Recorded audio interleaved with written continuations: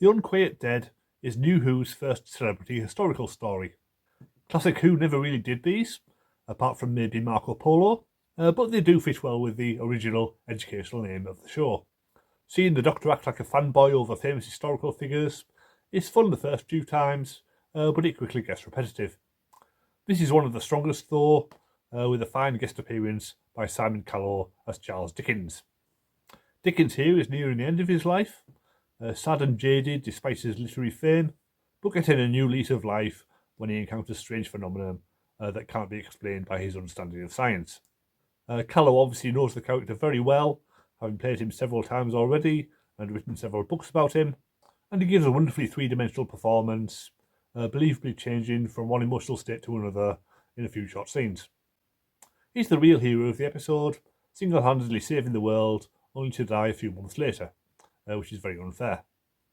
Also of note is Eve Miles as Gwyneth. This was her first major role. Of course, she went on to play Gwen in Torchwood, and she's still starring in big BBC dramas to this day. She's very different to Gwen here. Gwyneth is much more shy and soft-spoken, but still she's not afraid to call out Rose for thinking of her as stupid. Her telepathic gifts are only revealed gradually, and are an interesting addition.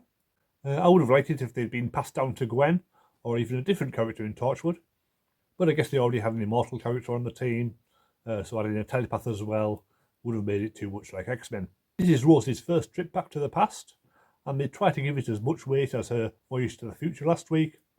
It doesn't work quite as well.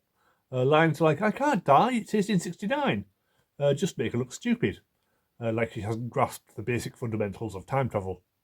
She does look very fetching in her Victorian outfit. The Doctor even mentions that she looks beautiful for a human, mirroring one of his classic lines from City of Death. The Cardiff Rift is introduced here, before it becomes a major plot device for Torchwood, but there's no pterodactyls or weevils coming through yet. It's just the Gelth, gaseous entities who want to inhabit the Earth's dead bodies.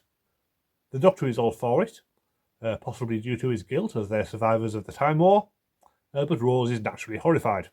It's an interesting moment, but it doesn't really go far enough.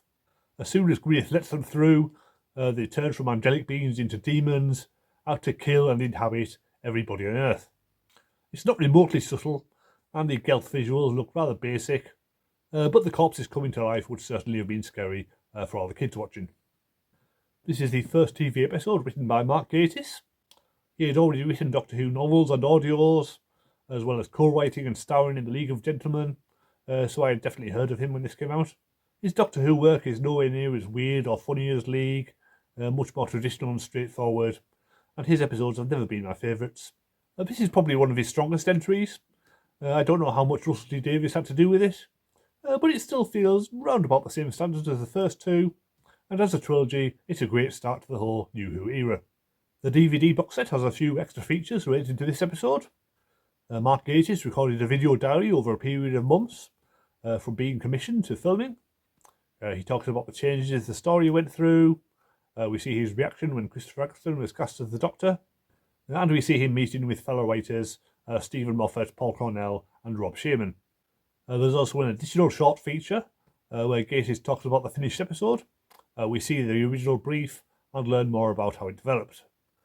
The confidential episode starts with Christopher Eccleston and Billie Piper talking about the TARDIS, and we get Ed Thomas explaining the design of the control room and console, plus there is some footage of them filming the street scenes in Swansea and the Gelth makeup being applied. Finally, there is a commentary track from Gatiss, director Euros Lynn and Simon Callow.